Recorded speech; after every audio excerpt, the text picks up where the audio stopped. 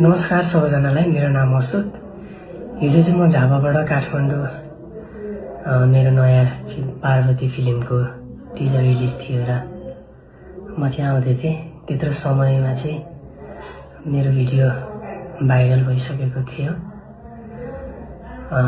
म गलत छैन, म सही छु, यो मलाई थाहा छ।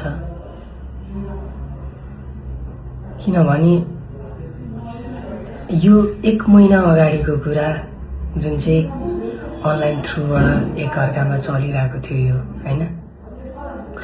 अनि एकजनाबाट एकजना गर्दै यो भिडियो बाहिर आयो। अनि त्यति बेला कतिजनाले प्रश्न गरिरहनु भएको छ, अशोकलाई यत्रो हान्दाखेरि किन नबोलेको होला भनेर। अनि कतिको माइन्डमा अशोकले चोरेकै हो भन्ने पनि आइरह होला। मैले चोरेको पनि छैन। अनि अर्को कुरा, त्यो भिडियो त तपाईहरुले आधी मात्र देख्नु भएको छ, त्यहाँ त आधी मात्र खिचेको देख्नु भएको छ। तर फुल कुरा के भएको छ, फुल सिन के भयो त्यो तपाईहरुलाई थाहा छैन। त्यति बेला चाहिँ अगाडि नै उनीहरूले भिडियो खिच्नुभन्दा अगाडि नै मलाई रोक्दिउँ भनेर चक्कुको जस्तै धम्की दिन खोजेको थियो। उनीहरूको हातमा हेलमेट थियो, उनीहरूले जेले पनि उनीहरूको ह्याबिटै त्यस्तै थियो अरे हामीले बुझ्दाखेरि। उनीहरूले त्यहाँबाट जेले पनि प्रहार गर्न सक्थ्यो मलाई। उनीहरूको चक्कु बुझ्नु न तपाईहरु, आफै रोक्दिउँ भनेपछि त्यसको मिनिङ के हो? उनीहरूसँग चक्कु पनि थियो हुन सक्थ्यो त्यहाँ, अनि हेलमेटले हान्थ्यो होला। त्यति बेला म के बोल्न सकिनँ, हैन? किनभने एक्कासी आफ्नै धुनमा भइरहेको मान्छेलाई आएर पिटेपछि त मान्छे कन्फ्युज हुन्छ नि त। यतिर त म त बचेको छु, हैन? म भन्दा कति सिनियर हो। अनि त्यति सिनियरहरूले अब एक्कासी आएर पिट्दाखेरि के हो कुरो, हैन? बुझेको थिइनँ मैले पनि, हैन? कहानी यहाँ अर्कै छ, मलाई फसाउन गइरहेका छन् मिलेर, हैन? कहानी अर्कै छ। खासमा पैसा हामीले चोरेको होइन, पैसा चोर्ने पनि उधारो नै हो, हान्ने पनि उधारो नै हो, भिडियो बनाउने पनि उधारो नै हो। जसको पैसा चोरो नि, त्यहाँ जुन मलाई चोर लागेको छ, पैसाको चोर, त्यो पैसा खासमा हाम्रो गाउँकै छिमेकको दाइको पैसा चोरेको थियो त्यो दुईटा कुट्नेहरूले। अनि अझै उल्टै पैसा माग्न जाँदाखेरि हेलमेटले यस्तोमा टाउको फुटाएर त्यो दाइ घरमै बसिरहेको थियो। पछि मलाई पिटेपछि मैले सोध्न गएँ त्यो दाइलाई, दाइ कुरा के हो, खासमा मलाई यसरी पिटिरहेछन् मेरो भिडियो बनाएर, के गर्न खोजेको यिनीहरूले भनेर मैले सोद्धाखेरि, दाइ म पैसा माग्न जाँदाखेरि उनीहरूले मलाई पनि यसरी पिटेर यहाँ मेरो टाउकोमा घाउ भइरहेको छ भनेर मलाई भन्नुभयो। अनि त्यसपछि मैले त्यहाँबाट कुरा बुझेँ, हैन? अनि त्यसपछि पछि गएर जुन यतापट्टिको त्यो कुट्नेको नाम चाहिँ सुक्रे, अनि यता जुन आवाजमा ठुलो बोल्नेको नाम चाहिँ अङ्गित। अनि यो दुईटामा चाहिँ अङ्गितलाई चाहिँ हाम्रै बसपार्कको पुलिस सरहरूले पक्रिनु भयो, अर्जुन दाइहरूले मिलेर, सबिन दाइ अर्जुन दाइहरूले मिलेर पक्रिनु भयो। अनि त्यति बेला पनि उसले एउटा त्यहाँ मिस्टेक बोल्यो क्या, त्यहाँ एउटा टपिक मिस्टेक बोल्यो, अशोक भाइसँग किन भेटेछु म भनेर भन्यो क्या त्यहाँ पुलिसहरूले पिट्दाखेरि। मैले त्यति बेलै झुट पक्रिसकेको थिएँ क्या, हैन? ऊ गलत थियो, म सही थिएँ, म किन डराउँछु?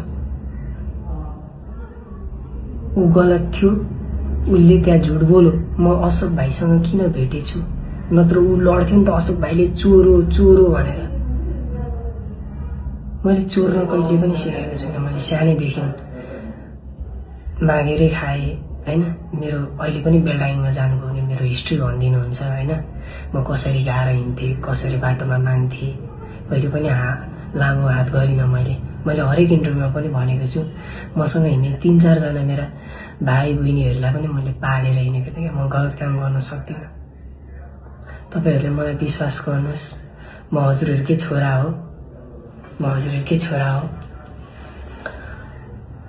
तपाईहरूले नै बनाएको म बच्चा हो, हैन?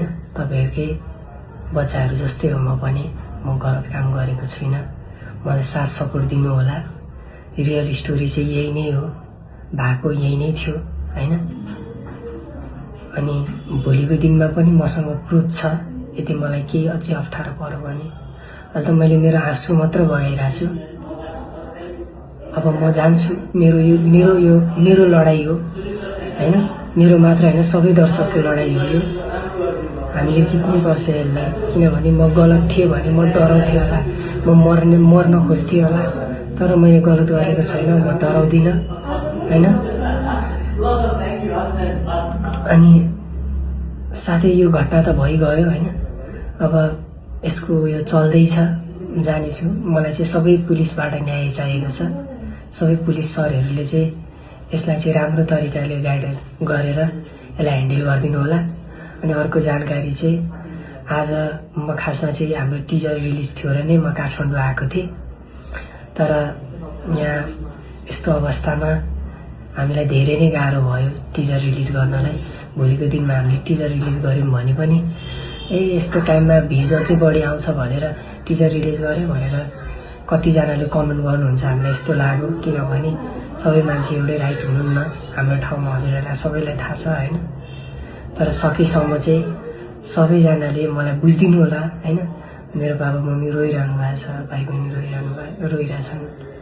माफी पनि, हिजोदेखि म चाहिँ सुत्न पाएको छैन, रातभरि रुँदै आउँछु। आज बिहान दिदीको मम्मीले बोलेको आवाज सुनेर मन एकदमै हट भयो, रोए पनि हैन, चित्त दुखो पनि। अनि त्यहाँ मलाई किन नबोल्यो भनेर भन्नुभएको छ कतिजनाले हैन। खासियत त्यही हो, उनीहरूको हातमा हेलमेट थियो। अनि किन भन्नु न, हात लाएर मान्छे कोही पनि ठुलो हुँदैन, किनभने एक दिन न एक दिन त कर्मको फल भोगत्नु पर्छ। मलाई पिट्नेहरूले पनि त्यो कर्मको फल भोगत्छन् उनीहरूले पनि। म डराउँदिनँ, मेरो साथमा बाबा मम्मी हुनुहुन्छ हैन, हजुरहरू हुनुहुन्छ, मलाई ठुलो आशा छ, पुलिस सरहरू हुनुहुन्छ, पक्कै पनि मलाई न्याय मिल्छ भन्ने म आशा राखेको छु। अनि हाम्रो टिजर भोलि रिलिज थियो पार्वतीको, हामीले त्यो पनि सारेका छौँ केही समयको लागि, किनभने यो सुरुको यो युद्ध, किनभने यो लड्नुपर्छ हामीलाई। सुरुमा म यसलाई सल्भ गर्छु, त्यसपछि आउँदै गरेको पार्वती फिल्म पनि भदौ 12 गतेदेखि रिलिज हुँदैछ। असुको काम हेर्न जानु होला, कति मेहनत गरेको छ, कति दुःख गरेको छ। हस्, थ्याङ्क यू सो मच सबैजनालाई।